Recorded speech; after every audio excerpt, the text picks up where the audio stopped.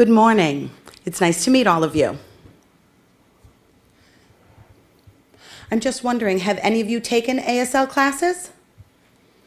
Raise your hand if you have.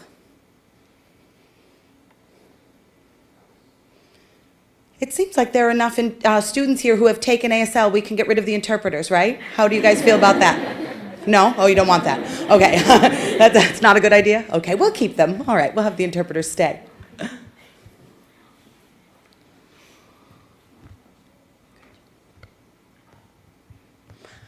I don't know if many of you have heard much about deaf people or deaf culture or the deaf world. Deaf culture and deaf people are very complex. It's a community that they are very comfortable with and a lifestyle of their own. It's their own world. And it's really different from the world that you all live in. So we would like to invite you to enter this world with us and see what it's like and imagine what this deaf world could look like. All right?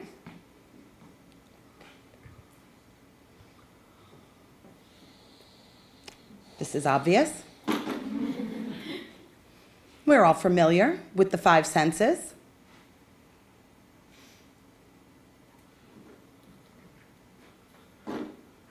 So, now we take away hearing. Deaf people are born without hearing, grow up with no hearing, or maybe a little bit. Maybe you could hear police sirens. This was my own experience. If something was very loud, I could hear a little bit. I knew that it was there, but it's very different than being able to hear.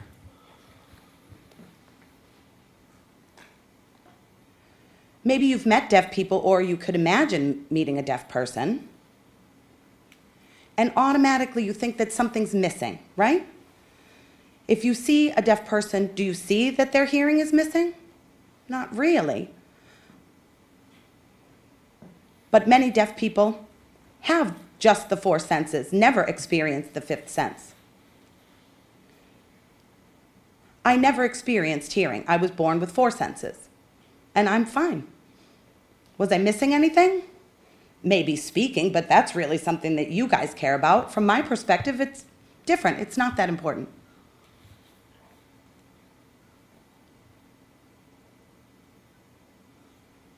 Out of the 5 senses, often people think that hearing is the most important. And they think vision is maybe the 2nd most important. Hearing is important for communication, then vision. If we eliminate hearing, so guess what my 2nd most important sense is, if vision has become my most important? Can you guess? Yes, touch. Taste? No, it doesn't really help much, but sense of touch is very important. If something is very loud, I can feel the vibration. I can feel that something is happening. My sense of touch can be helpful in that way.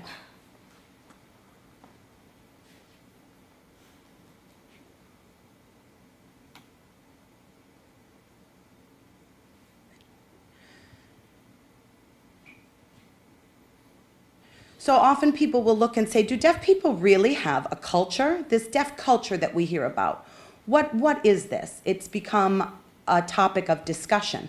What is culture? It's a very complex subject. Some cultures include their food, their clothes, certain values, and a variety of other things that are important to that culture. So it's easy to develop a culture based on these lists, and they have a checklist, like, oh, we have these things or we don't. And does that make something a culture? It varies. The best answer is really based on these ideas. When we're born, do we already have a culture? No, of course not. It depends where we are born, what we are taught and learn. And that affects us and develops our culture. Is culture frozen? Of course not. It's constantly changing. We're always changing. As people get older, things change, customs change, cultures change. Culture is something that makes us feel comfortable. We feel that we're not isolated and on our own. We can find someone with similarities and feel that we are alike and become friends and have something that we share that makes us feel comfortable. The fourth example here. If people of different cultures encounter each other, sometimes it's very awkward. Has anyone ever been to Japan? You do not shake hands in Japan. You bow. Shaking hands is considered inappropriate in their culture. How about in France? You hug and you kiss, and it's very affectionate. So where are the boundaries? How close can you get to someone? What are the physical space issues in different cultures? And that's what makes a culture, how you feel comfortable. One of the most important of all things for culture is this. All of us have our own identity. And an identity is so important. Makes us feel proud of who we are and have a strong identity. Culture really provides this identity development. That is part of our identity. And there are many different aspects to identity. The list goes on and on. Whether you're a man or a woman, what color your skin is, whether you have developmental disabilities, whether you are gay or straight. The list it goes on and on. There are too many to even mention. But identity can be a challenge. And there are many issues with identity. Deaf culture, if we want to really talk about deaf culture, it has a long list also, and I could be here and lecture you all day, but I'm an old man, and this won't be easy for me to do. So I'm just going to pick two, the most important two.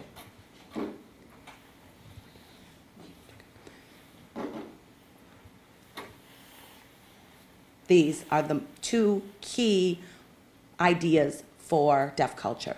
This is really the two most important things. We do not live in a world with sound. We live in a visual world. And of course, our language. When we are born, most of you, your primary language is a spoken language. For deaf babies, it just can't happen that way. So we have to make up our own way of language and developing sign language. So these are the two key elements to deaf culture. Are you two doing okay? And we are.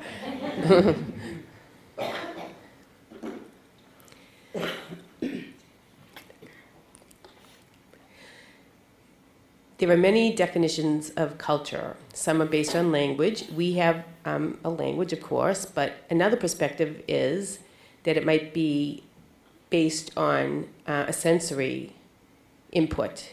You know, depending on your training, our culture, most people think that there are 5 or 6 senses. And so some cultures walk in a certain way with, they might have good balance. They can carry things on their head. If they don't, that particular sense is lacking. So different cultures value different things. In deaf culture, for example, we value the visual input. In our everyday life, everything is based on the visual sense. So we will see whether a particular system has that visual input, and if it doesn't, we will develop our own way of getting that visual input.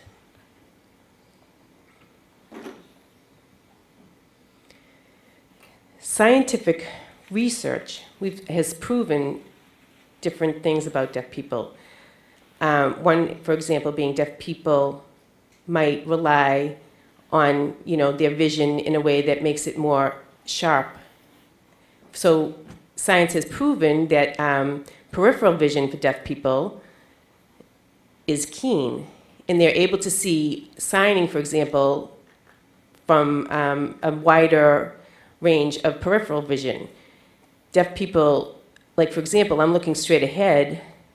I can't see the PowerPoint, for example, but I am able to look ahead to you and see, actually, I can see to the side. I depend on my peripheral vision. For example, I'm much more sensitive to people signing to the side and catching what they might be saying.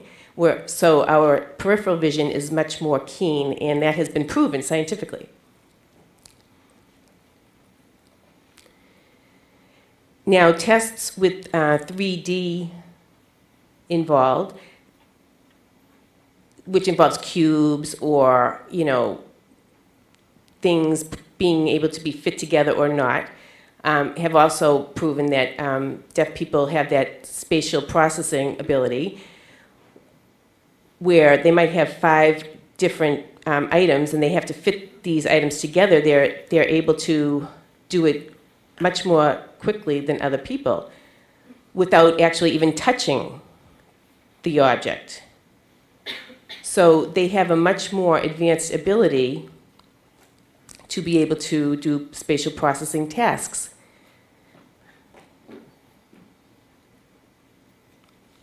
Now, you can see this red light on the remote, correct? When that light is on, you could actually write a word, in a sense, with that light in the dark. So if a word was written in the dark like that, a deaf person could actually see what the word is, because, again, that visual information is rapidly presented, but they're able to comprehend it much more quickly than someone else. So research has proven that those skills are far more advanced than people that aren't deaf. Their learning style is such that they are able to incorporate those skills much faster. We have deaf architects, people that build deaf houses, for example. So what I mean by that, it's a house that's based on vision and visual things such as mirrors, where they are strategically placed. So for example, in a deaf house, they might put a mirror in a way that you could see around a corner, for example. Again, the space is designed in a way that is deaf-friendly, which means you go in, there's usually an open space, and it's easy to see things in a visual way. Deaf people tend to look for homes in that way, to check to see if they are deaf-friendly or not. And if they aren't, if they are like small spaces, closed in, they would not prefer that type of house. They will look for a deaf-friendly house and go ahead and buy it. Another value in deaf culture is the eyes, obviously. Again, feeling obviously is very important, but the eyes are very, very much valued. So any type of game or whatever, there's always this careful protection of the eyes, because it's a special protection, and that's always emphasized, to not play a game that might hurt or harm the eyes. That's another value in deaf culture. We also value face-to-face interaction. Without it, I don't understand how people are so comfortable with cell phones. Deaf people much prefer to see a person face-to-face and communicate with them. It's highly valued. And so it's just a different style of being.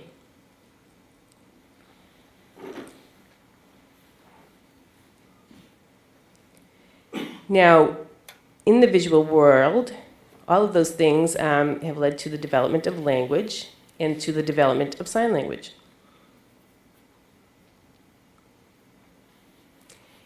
If you weren't able to hear or speak, you would depend on vision, and you would write for communication and develop in sign language as well. That is just a natural progression. Okay.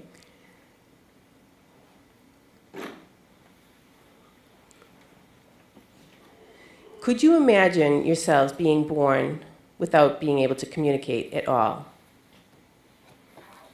And being a child growing up without being able to communicate? Not being able to communicate with your family or friends. When you communicate with people, you get that human connection.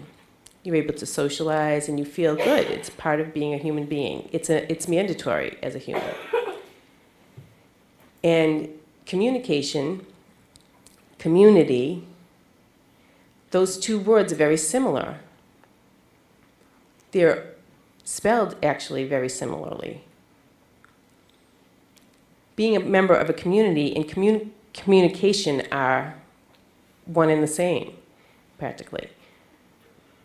You can't be in a community without communication. You depend on that communication to be in a community. Now, when a deaf child is born, they obviously, it's a natural desire to want to join a community and to interact. But if they don't have the ability to communicate, they will not be able to do that, and they will fail. They will find another way as well.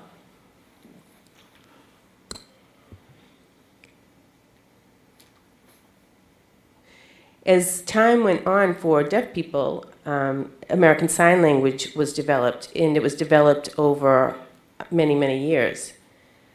One deaf family would pass it on to the next generation, and each generation passed it on and it became more advanced over time.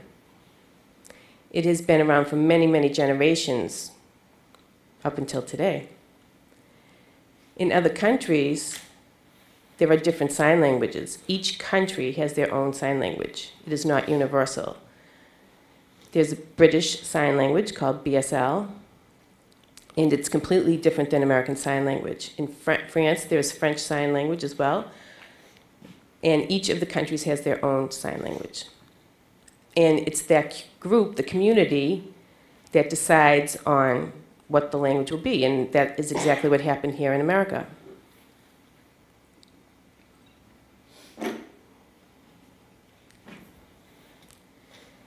Now, as we developed American Sign Language many, many, many generations ago, it wasn't originally recognized as a formal language. People saw it as gestures. Over time, people realized that in about 1960s, actually, that it actually did fit the criteria of a formal language because it has vocabulary, grammar, it meets all of the criteria of other languages. And it was finally recognized in 1960.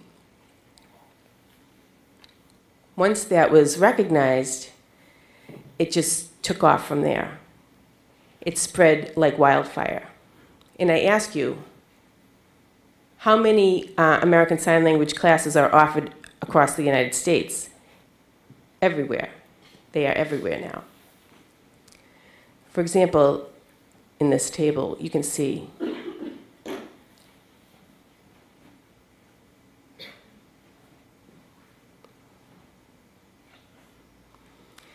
this demonstrates from the year 1998 until the year 2002, that 4-year difference,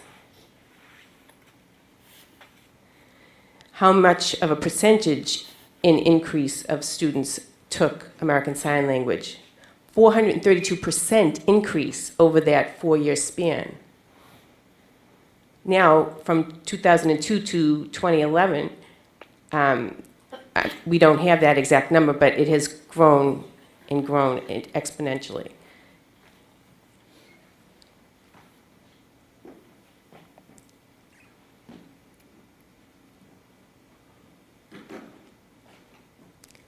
If somebody could quickly tell me something, if you had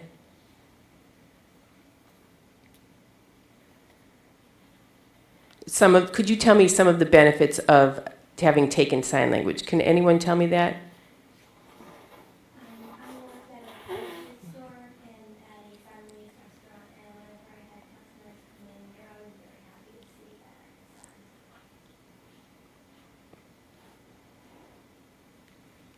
Thank you.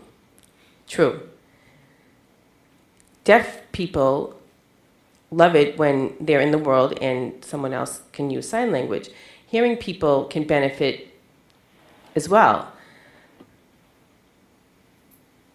For example, underwater, it's difficult to communicate, correct? But if you can sign, obviously you can communicate underwater. It's simple and easy. There are no barriers.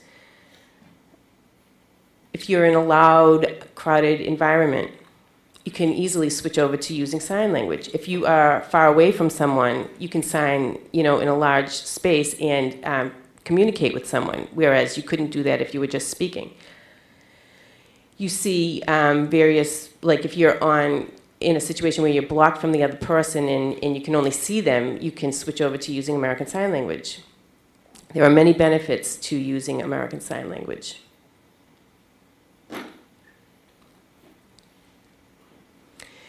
Research has proven that babies, whether they're hearing or deaf, are processing information, and they understand the world, and they are continuously taking in information. But their ability to express language has not yet developed, spoken language, that is. If they're crying, the parents come over and they're trying to figure out, why are you crying? And they might say, do you need your diaper changed? Do you need some milk? And the baby keeps crying. Most of the time the baby is unable to communicate what their needs are, and they continue to cry. In sign language, however, babies can pick up sign language well before the development of spoken language. Studies have shown, and babies are signing more and more. They're using sign language with babies because their vocal cords have not developed, but they can sign, the sign for milk, for example. And then when they are able to speak, they then can switch over to spoken language. But this is becoming a phenomenon as well, and more parents are teaching their baby sign language, and then when they are able to speak, they have developed two languages.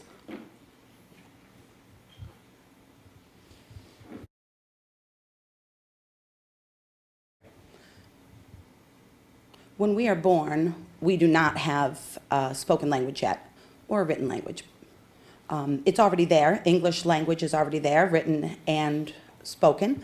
But it's in ASL, we don't have a written language, so we didn't want to reinvent the wheel.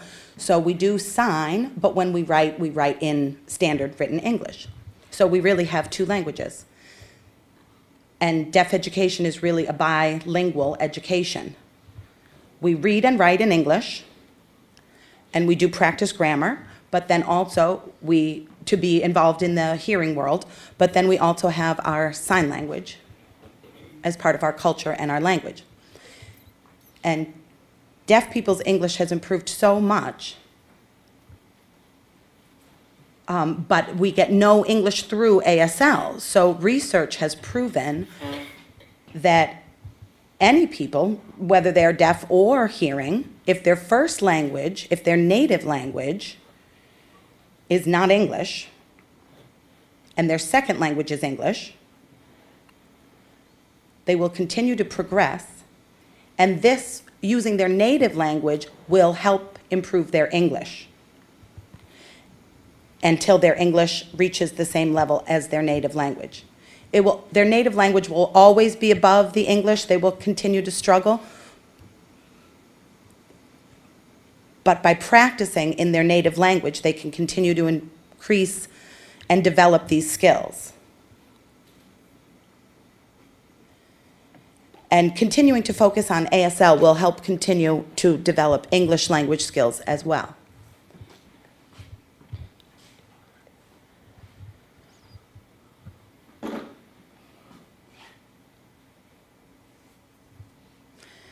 Now I want to talk about something called deaf community. Deaf community really has so many things and aspects to it. We have our own education, our own sports, our own organizations, social events.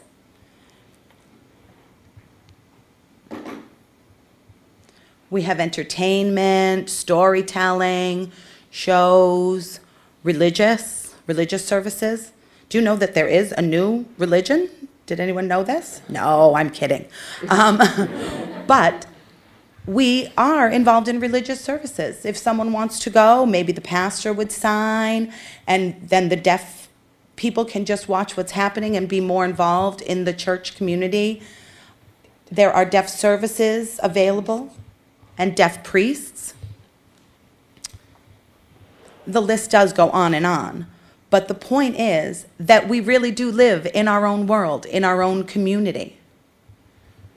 And we feel normal, perfectly fine. We're happy, well-adjusted. I want to tell you a story with a happy ending. What? Does it have a happy ending?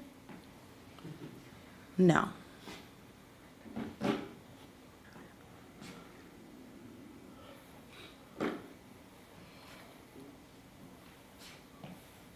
There are really two views on deafness. Our view, and what do you think the other view is? Can you guess?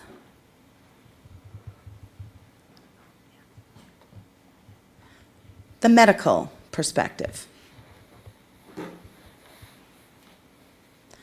When a baby is born deaf, in the medical world, they truly believe that they have the authority on deafness, because deafness is a loss. Remember when we talked about the senses at the beginning? The one sense that's missing, it's lost. So it's their responsibility to somehow get this sense back. So it is their belief that they own the deaf child and the decisions for this deaf child. It's very different view, very different paths. We have deaf identity. If there's a deaf child, they see us as, the medical field sees us as only deaf, but there are so many aspects to who this individual is. And they give us all these labels based on our hearing loss or our hearing disorder. They feel that if there's something wrong, that is the main issue. But it's hearing loss. It's a hearing loss. So that sense is missing. It's also been called hearing impairment, as if something is being blocked. So many labels have been based on the inability to hear. Sometimes people have been called hearing impaired, deaf impaired. Okay, it's different, it's just a different name, just a different perspective.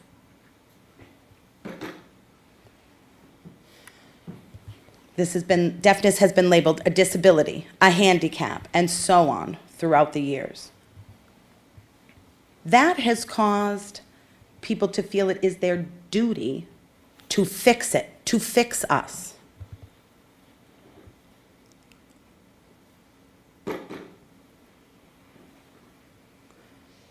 You guys are familiar with the World Health Organization, the WHO. It's doctors throughout the world discussing different ideas on medicine. So really they are sort of the top experts in the medical field. And this is what they say about deafness. That there must be medicine involved or surgery involved. And the goal is to reduce, or even better, eliminate deafness. That would be the goal. But the community's goal is the opposite. We want to continue to grow the deaf community. We're fine, we're happy, the medical opinion is to shrink our community, and our feeling is to just allow it to flourish and grow.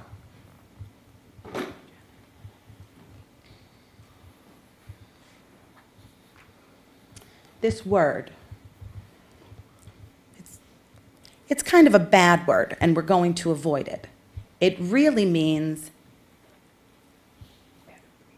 a better breed.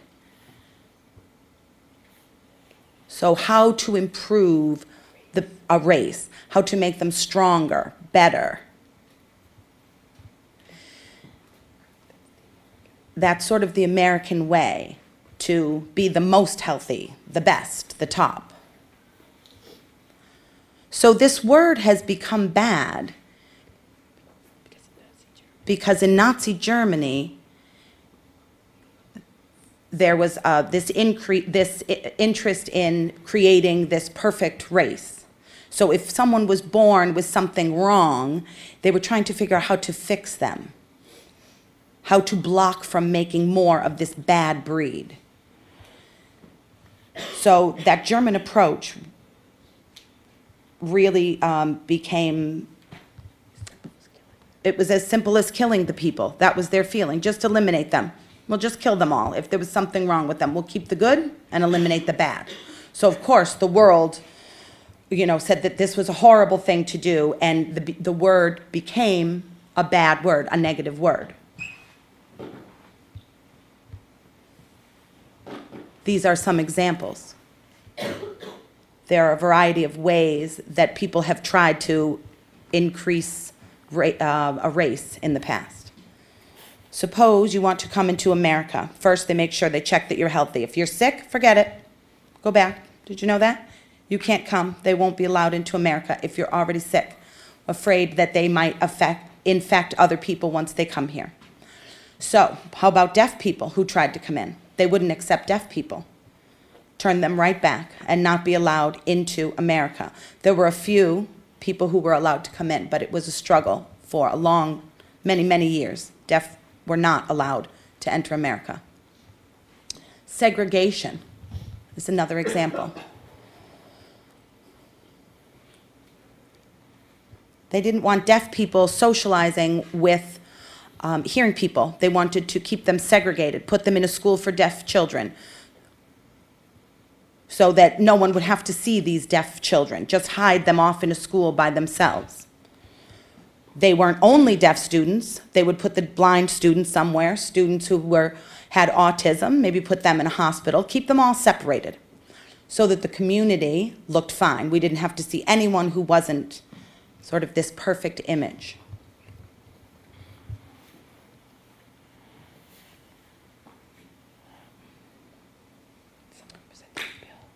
Someone presented a bill in America to prevent more deaf children from being born. And how did they present this?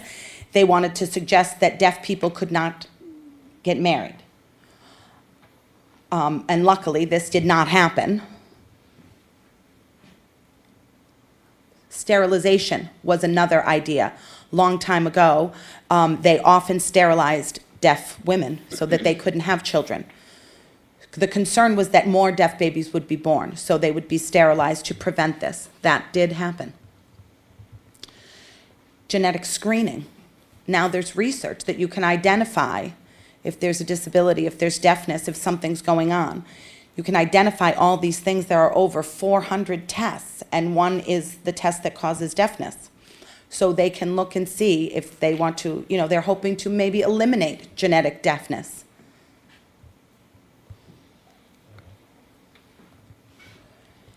And if parents want to have a baby, they can go to the doctor, and the man will give some sperm, and the woman can give an egg, and the doctor can screen it.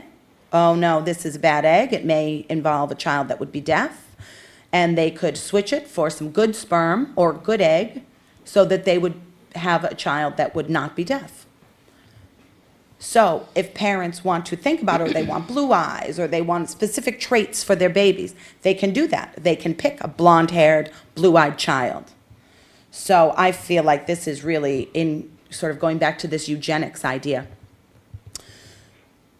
But if the baby that is developing is not developing normally, the doctor can tell the parents that the baby may have certain health problems, including deafness, and ask the parents what they would want to do, and offering abortion as a choice, and it is their legal choice.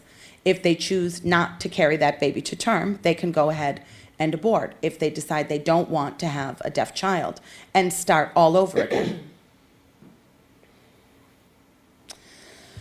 So it's very scary to me. I think about how people could just abort a baby just because of deafness.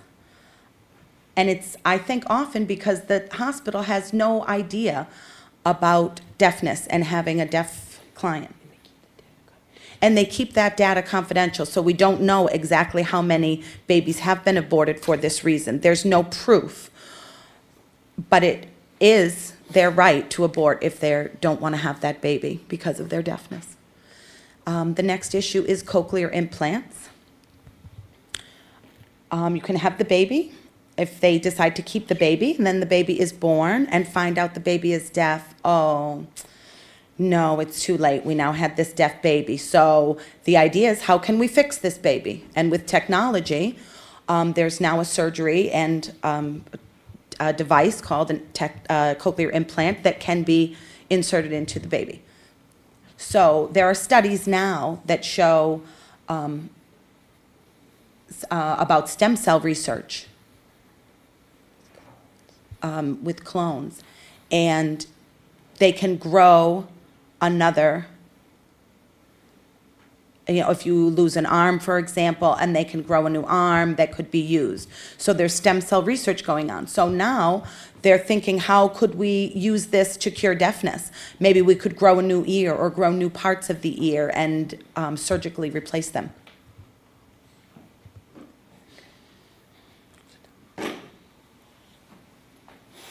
I have a question. In 2011, what practices do we still have? Do you think we still have all of these practices? Do we still block people from coming into the country? What do you think? Luckily, no. Deaf people are now allowed to come into the country. A few people may be told no, but in general, this is okay. This was an old practice that is not used very often anymore. How about segregation? Do you think this practice is still happening?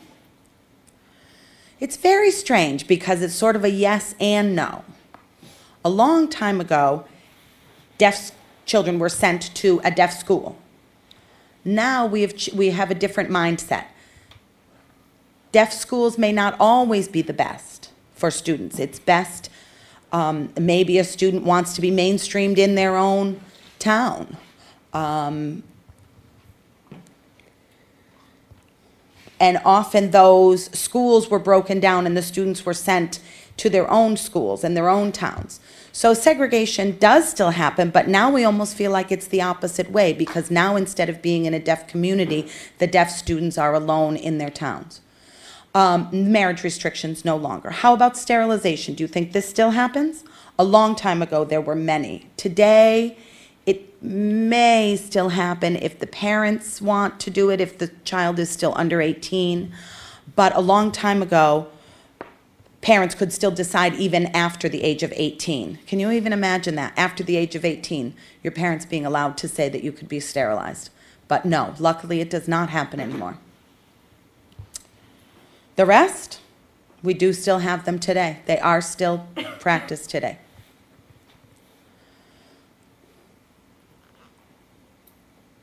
The top four really have improved, but the bottom four are still practiced today. They still happen.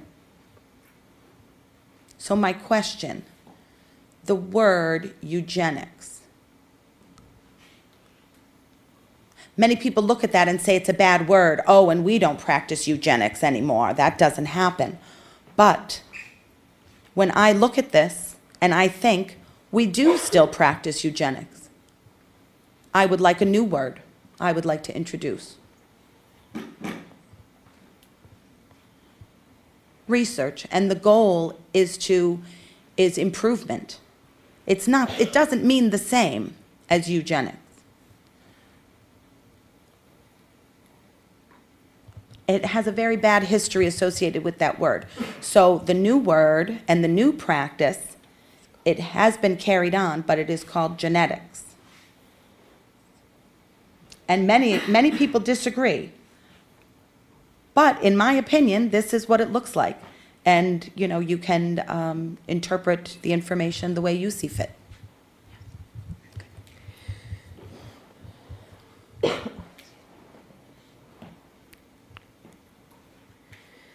Today, the medical view and the community view conflict. In the medical view, there's many different advances being made. Money is given constantly to progression in that field, and it's growing very quickly.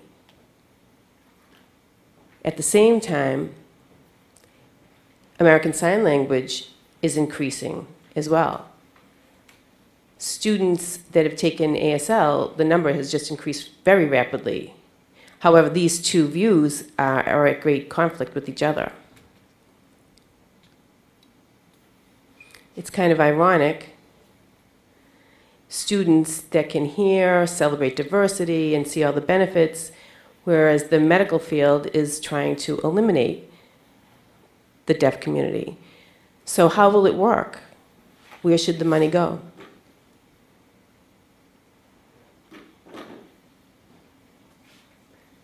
Again, the World Health Organization suggests that with deaf children, their English skills, reading and writing skills, are a concern.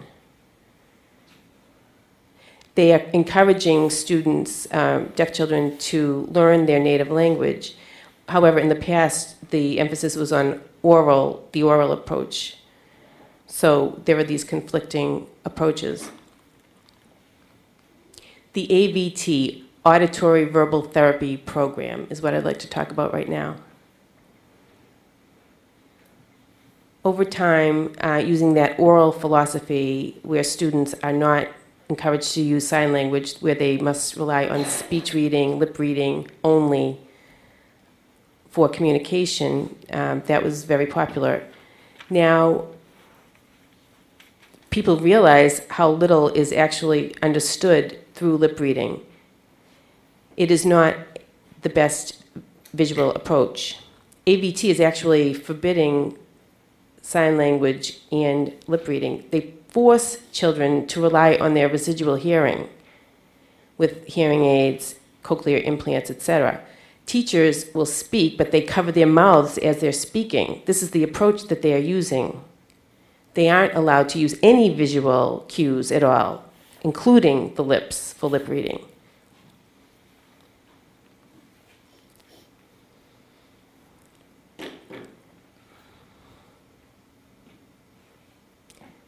Again, the irony. More and more babies that are born, hearing babies, are learning sign language. They're being taught by their parents. Once they can speak, they switch over to spoken language only. However, a deaf child born is forbidden to use sign language. They are, encouraged to use only the oral approach. Sign language was invented by deaf people, and it's being given to the hearing community, whereas they are not able to or encouraged to use it in their own lives.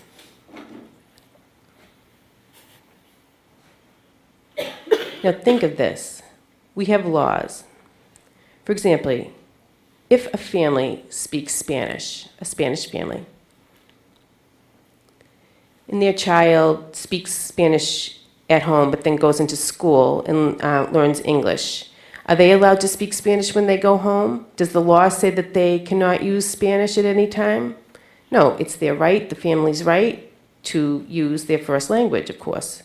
With deaf children, they go to school and they are not able to use the language that they're using possibly with their family or their native language. They're not able or encouraged to use American Sign Language. It's ironic.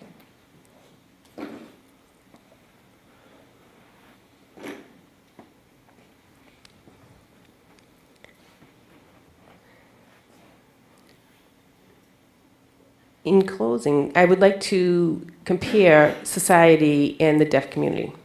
Society today does not understand why deaf people want to be the way they are and not change. Hearing people say you should be upset, you should change, you should want to hear, and deaf people are saying, we are fine. We are perfectly happy the way we are. And this has been an ongoing struggle. For example, it's just simply the society does not accept them as we are.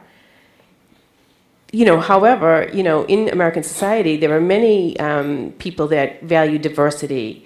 And why is it that they cannot value the deaf community as being a diverse group? This struggle is ongoing.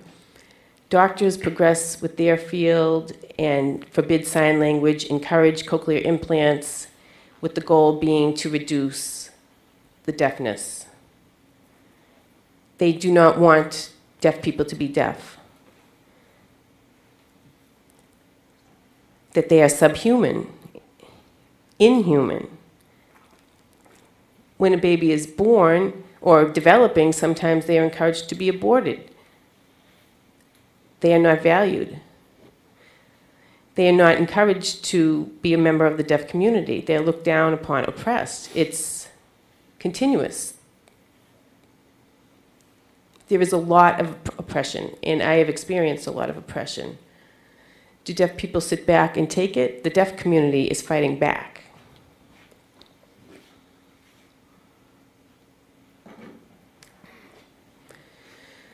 There is a new word in the deaf community known as autism.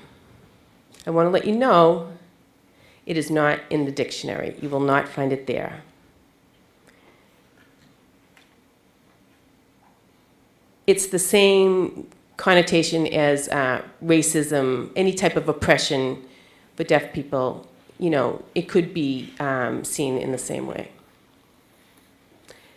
What it means is that deaf people, or some people, are oppressed because of their race, their sexual gender, or something else.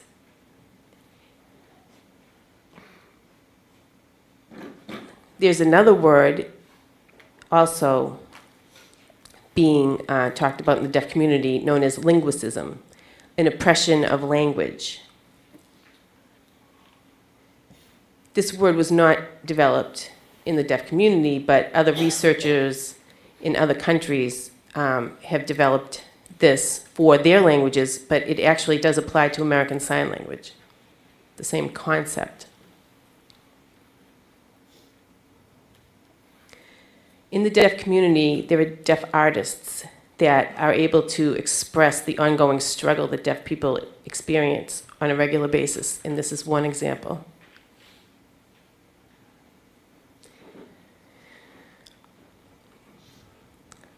Now, this is interesting.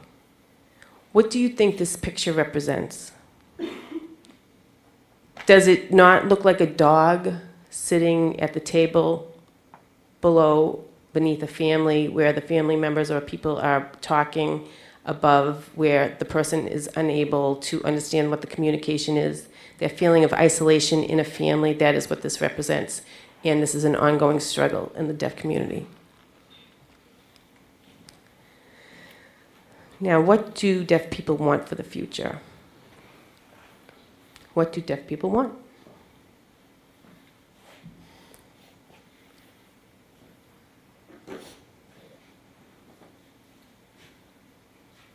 What deaf people want is exactly the same as other people. They want their culture to be valued, they want their language to be valued, their identity to be valued, they want to preserve sign language, and their way of being. And the deaf community and deaf people want to be valued. Is that all? No.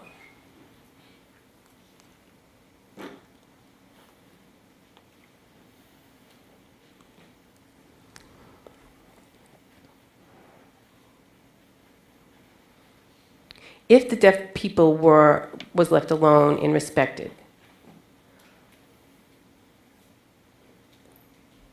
and would that research continue?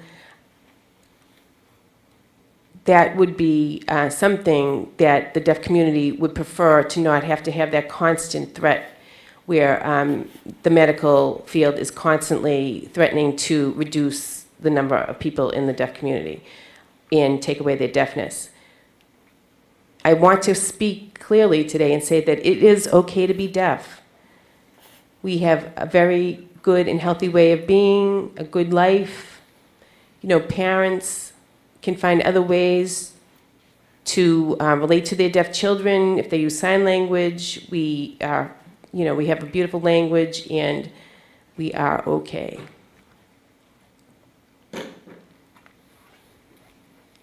Now, in the future, you will be working with deaf children. I'm not sure if that's true for everyone. And what parents decide for deaf children sometimes is to forbid sign language. It is a parent's decision, you know.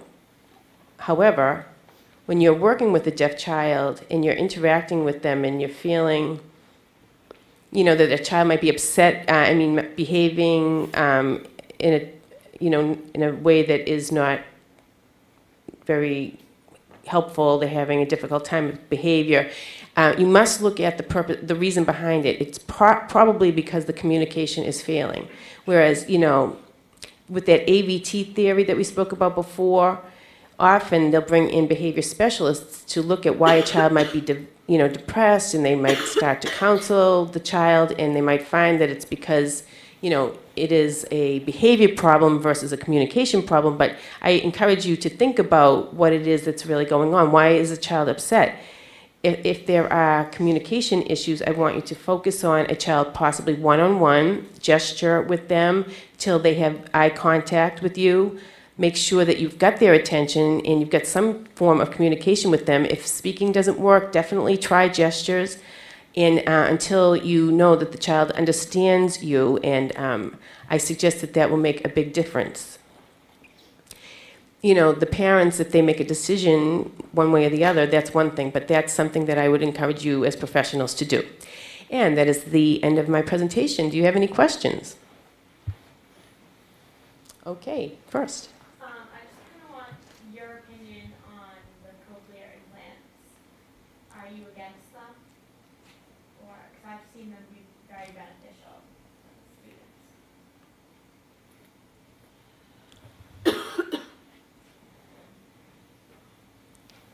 I'm going to tell you my opinion first. And then there is a variety of opinions in the deaf community, however, okay? So my opinion is that many deaf people, if they're older and decide to have a cochlear implant, you know, enjoy it for the reasons like listening to music, etc. But there are actually 2 points I'd like to make. A cochlear implant is like something that has to be thought of, like, why are you getting one? To develop speech? My biggest problem with it is that it then might lead to, you know, at some point forbidding sign language. And in that case, I would be against it, like with the AVT theory. Doctors feel like once a cochlear implant is implanted, that the child should not be allowed to use sign language. If they allow sign language, then you know, then I'm okay with that. But you have to think, what is the cochlear implant for? So that the child has to listen and has to hear? You know, do they consider that the child might be perfectly okay without it? Or you really have to look at the reasons behind why it's happening. Now, if it leads to preventing sign language, then I am 100% against it. Do you feel like it's more caring parents who decide to give their child a cochlear implant? And if you had a child, would you decide not to give an implant?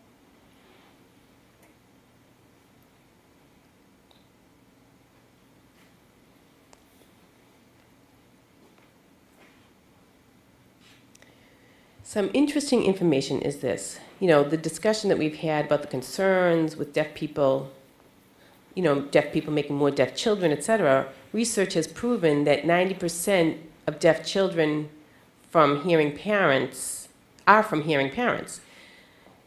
Now, deaf parents, the 10%, is small. It's just 10%, whereas 90% of parents with deaf children are hearing, right? So it's kind of interesting, 10 versus 90%. Now, I'll focus on the 90%, the hearing parents right now. Many of them do want their children to have cochlear implants. That's true. However, their reasons vary. Some want it because they want their child to speak, for example. Now, many of those hearing parents are uninformed about sign language and deaf culture. When a baby is born, with that medical view, they are being advised to get cochlear implants, to be, only taught the oral approach. That's what the recommendation is. They're never encouraged to go and interact with deaf people in the deaf community, check out sign language. The parents just are ill-informed. So once that is accepted, that path, they are then, they know they are forbidding their child to use sign language, but they just don't know the other options. So that's the problem with the medical view. With deaf parents, however, many of them choose not to have a cochlear implant for their child, but a few deaf parents with a deaf child think, well, down the road, maybe, because the education in the deaf field isn't as good, for example, they might encourage their child to get one and possibly, get involved with hearing culture and deaf culture. But deaf parents, do sometimes choose that for the children. Now, if I had a child that was born deaf, I would not choose to give them a cochlear implant. I know that how to interact and have, communication, challenge them, make sure they, prepare for college, go to college, all of that. So I think that my children will be fine. Any other questions? I can accept any kind of question. No question is stupid. You don't have to be embarrassed. Honestly, ask me anything. Just one more question. We'll probably call it a and turn it back to Tiffany. And if in terms of two adults who are both deaf and want to have a child, and the child, in terms of their thinking, would they feel better having a child who is deaf and as opposed to a child who is hearing? In other words, the wish is for a child who's deaf, if they're members of the deaf culture.